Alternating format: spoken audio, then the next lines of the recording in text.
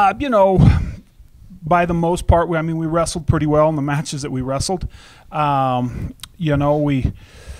lost a couple guys there at 57s and 65s, so that definitely didn't help there in the last two duels.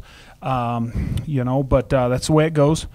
You change some of that around, and I think some of those team points are a little different. We knew going into there that we were, a little bit, I don't know what you'd want to call it, but we just didn't have our best lineup out there. That's the way it is. And but we're working on that, and hopefully, we're starting to get things turned around here this weekend. And wrestled Fort Hays pretty tough.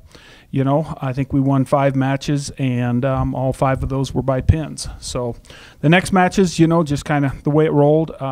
Nolan Crone, 2-2 on the day. I think 3-1 on the day, so did pretty well. And at 25s, we won all 4 matches with 2 different guys. So we feel pretty strong at 125s right now.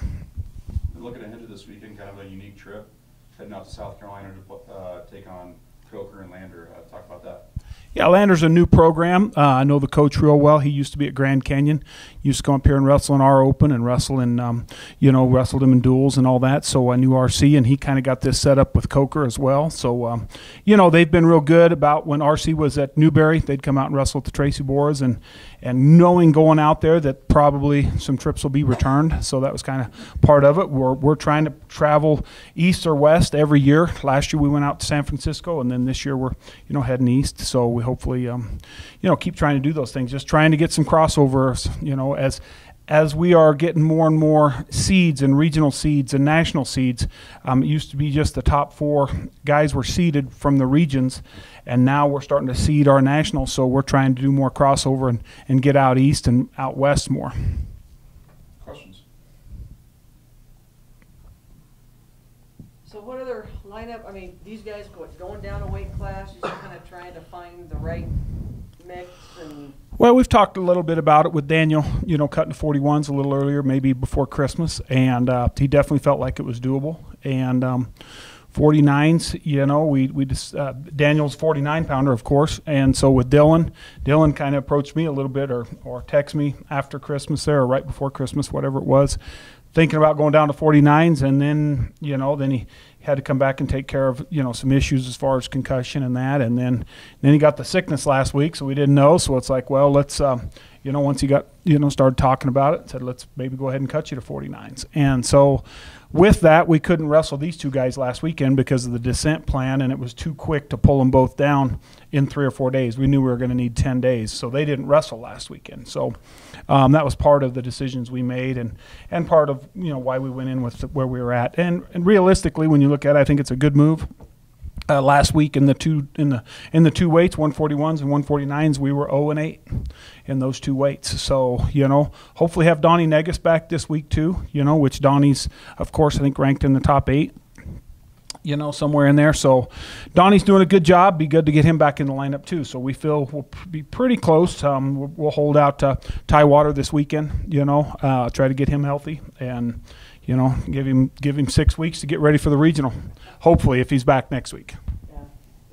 So Daniel, you feel good at 41 and yeah, hungry all the time? No, it's I've cut weight before, and I wasn't cutting real hard to get down to 49s, and I knew coming into it that it was very doable, and you just got to approach it the right way, do it slow and healthy instead of just trying to suck it all the night before. So as long as you do it right, you'll feel good throughout it, and hopefully I'll get down to 41s and feel really strong and healthy and be able to dominate down there. So that's kind of the whole plan behind it. Dylan, kind of the same thing, just this is okay weight? Yeah, I'm all right with it. I wasn't cutting real heavy down to 57s, so I feel pretty strong going down to 49s.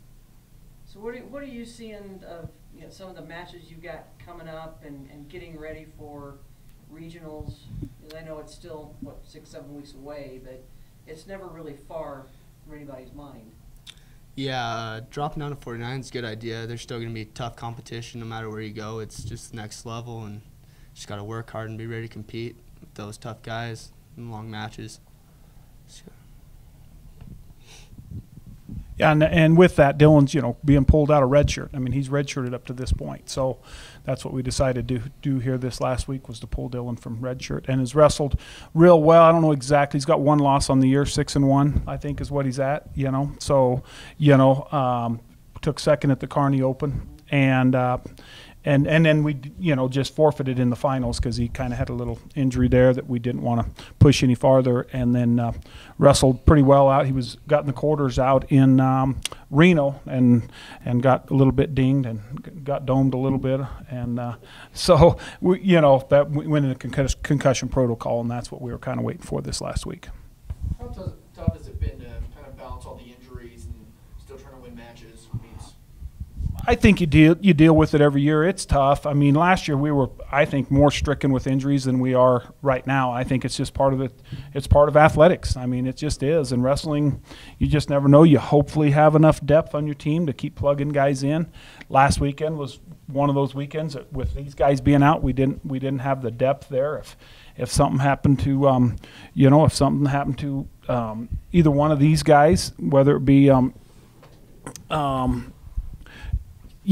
an injury, a sickness, or whatever it may be, we have some guys to throw in there on the backside. But when they were out originally, then we're using other guys. That's just the way it goes. So. Who do you slide in for Peyton for now? Do you know yet? Or? Well, we're thinking Contreras.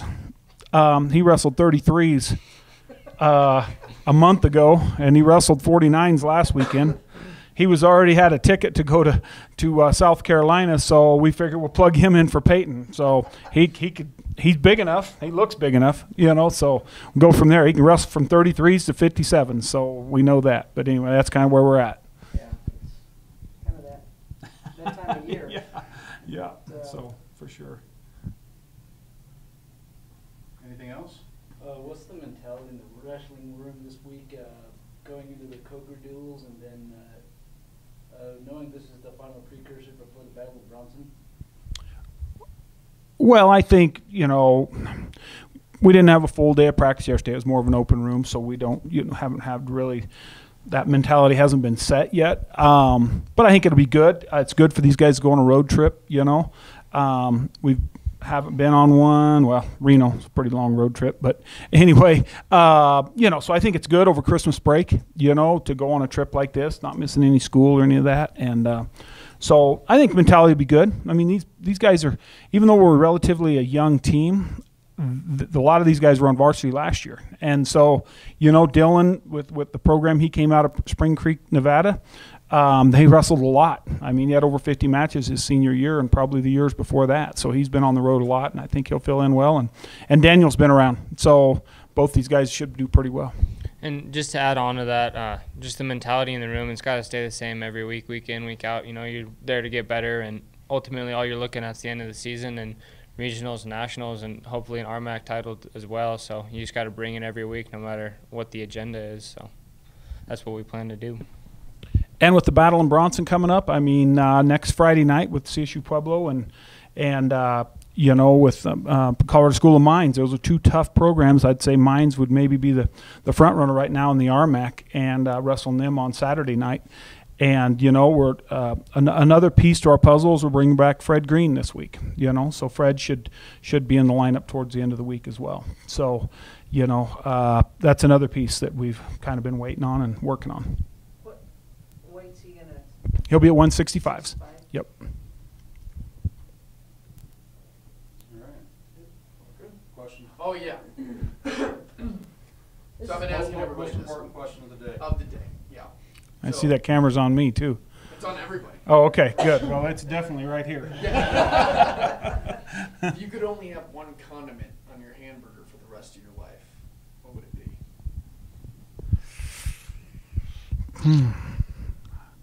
I think it'd have to be bacon. Ooh, love it. That's a good one. Yeah. Nobody said bacon. I'd have to agree. Yeah. Mayonnaise. You can't have a dry hamburger. I'm kind of with you on that. I'm with you on a dry hamburger because I can't stand dry sandwich.